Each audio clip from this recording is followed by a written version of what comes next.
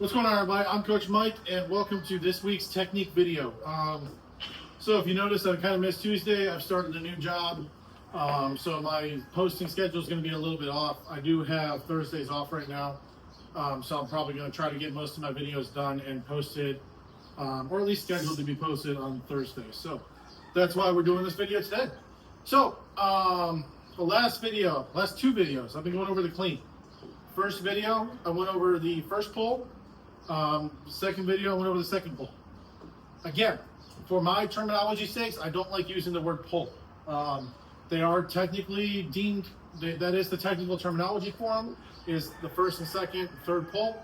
I don't like using that word. I like calling them phases. So first phase, second phase. Today we're going through the third phase, or the transition phase, the pull under, whatever you want to call it. But this is a different terminology now because there is an actual pull component to this that you are pulling today. So using the terminology of pull is not necessarily incorrect terminology today. So if you didn't see my first two videos, you need to check those out in order to understand what's going on today. In our first phase video of the clean, we established starting position and what the purpose of the first phase is. And again, we're looking to maintain position, balance through the foot, as well as generate enough momentum and acceleration while staying in position to enter into that second phase. The second phase is about mid-thigh, or where the first phase ends. We're about mid-thigh into our extension, all right? Today, our third phase, or our transition phase, is starting at that terminal point of extension where we finish the second phase, and we're finishing in the bottom of the front squat or the power, or 90 degrees, depending on if you're doing a clean or a power clean. Again, for nomenclature's sake, there is no such thing as a squat clean. That is a non-existent thing. That is nonsense. You are either doing a power clean, which is catching the bar or catching with your hips at 90 degrees, or you are doing a clean, which is catching in the bottom position. That bottom position is not a squat clean, okay? So that is not a thing. That's only a thing in CrossFit, and we don't care about that. So this phase is probably the hardest phase for new lifters, easiest to conceptualize, hardest to master, if I could say it that way. A lot of times we've seen, and you've seen this in videos before of like high school athletic weight rooms or whatever, where we're getting to the reverse curl, right? Because the athletes just see the bar needs to come to their chest. The easiest way for the human body, for people that don't know how to do the lift, is to let the bar, because the momentum's going there, let the bar come out and then just pull it back around to our chest. Now, there's a few things wrong with that technique. The first thing is we are naturally letting the bar get in front of us, okay?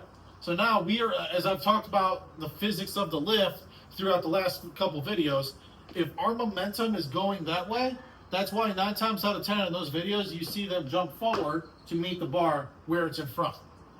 In addition, we're not actually engaged with the barbell.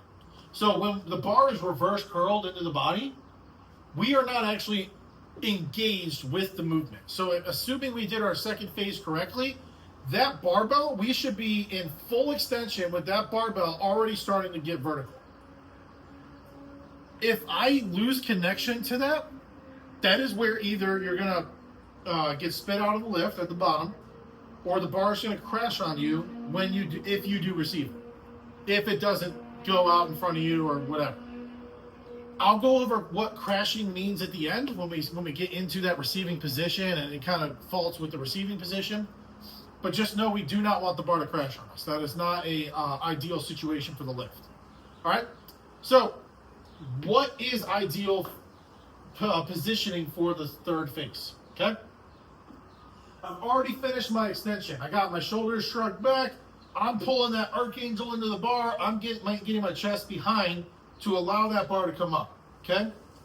Now, from this position, it's very similar to the snatch, which I have not covered the snatch in this channel yet. I will cover the snatch once we're done with the clean. But I'm in that extended position. I've already elicited power through the floor and into that barbell. Now the barbell is becoming weightless. I'm going to crank my elbows up and back to keep this bar as tight to my body as possible. This is where weightlifting nomenclature starts to get a little weird. You'll hear people say drop under the bar. You'll hear people say fall under the bar. Both of those lead with the wording, the terminology. What the athlete is going to hear and do is that they need to lose tension and just get under the bar as fast as they can. Again, we are working with forces here, physics. We're working with momentum. We're working with power. We're working with expression of that power and change of momentum, basically. If you lose tension, muscular tension, muscular energy through the body, you have no control of that barbell now. And anytime we are touching a barbell, we should be in control of that barbell, or else bad things can happen. So, what we are looking for is finishing that extension, keeping this bar as close to my body as I can, right? Now, from here, I am just trying to get the bar high enough for me to be able to pull under the bar. And I'm using that word intentionally. You need to think of that barbell as basically once it hits that terminal height, it is a fixed object and it's going to start coming back down though. So you need to treat it as a fixed object. You are pulling underneath. All right. You do need to beat the bar down. So you don't want to wait until it's like peak and starting to go down to try to get under that bar, or you're not going to get it. It is a timing thing, and that's where if you get phase 1, 2, and 3 timed correctly, you will make the clean most of the time if it's within your ability to do so. If it's not a super maximal attempt. So, let's see what this looks like with the bar, And then once we pull under the bar, we are catching in that power or front squat position at the bottom, which I have covered the front squat on this channel already. Go ahead, check that video out on how to establish front rack position.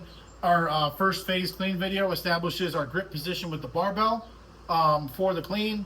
They should be pretty similar. They should be similar positions because you don't have time to adjust your hands through phase 1, 2, and 3 to adjust to a front rack position for your front squat. So your front squat and your clean should both be very similar hand positions. You really shouldn't be doing a wider front squat, narrower front squat, whatever, because it's more comfortable if that's not your clean grip. So if you're starting off or you're a coach with athletes that are starting off, try to get them as close as they can with the front squat to their clean grip. All right. And again, my first phase video establishes how to find that. So once we get to that front rack position, that is the termination of the phase 3. All right. Then we go into the next phase. So today I'm only covering from the terminal point of extension to that front rack in either the bottom or the power position for the power kick. All right. So got my barbell here. I've already came up through my power position. I'm already into extension. The first thing that I'm going to want to do is basically backflip with the bar. I say that a lot. I'm trying to backflip with this bar, and I'm pulling, so this bar becomes weightless, and then I'm pulling myself into that position. All right? It is an active pull. Again, I'm not just dropping as fast as I can. I'm getting in the extension, and I'm pulling myself up, under, and into position. All right? So pulling under the bar allows you to maintain tension and control so the bar doesn't crash. Now's as good a time as any to talk about what crashing means. Basically, the barbell crashing means you got under the bar faster than the bar is coming down, and the bar literally just crashes onto your chest. So, if I'm doing a power, what that could look like, right? See how I'm getting under faster and then the bar's coming down. I'm losing tension in my third phase. I'm losing the tension in my back. I'm not pulling under the bar. I'm just relaxing, getting under, and then I'm trying to regain tension in the chest and the back to let that bar come down on me. I don't want to let the bar come down to me. I want to put that bar into my chest. All right?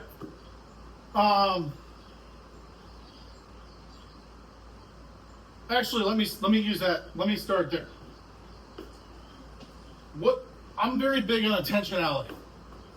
All right, I tell all my athletes and my lifters that anytime you touch the barbell, you're doing it with intention.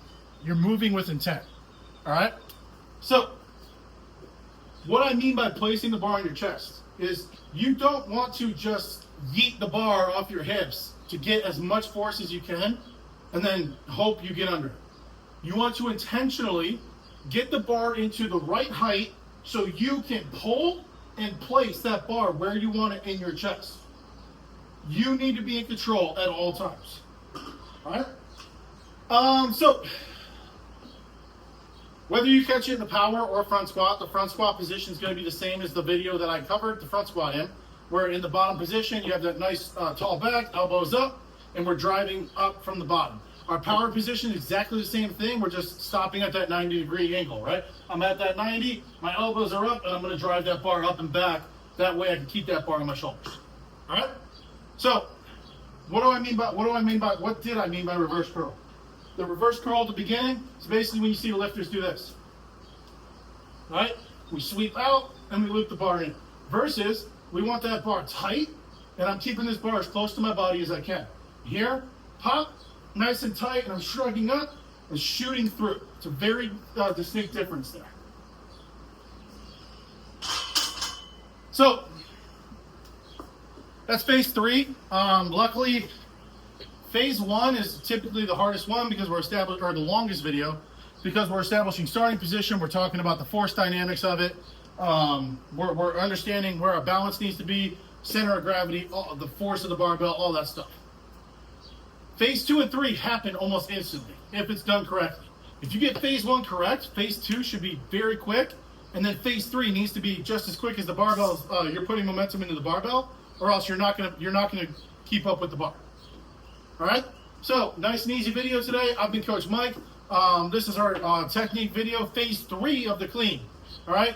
Next time we'll go into basically our phase 4, our front squat up, and then our standing position, and then from there we'll be done with the clean. All right.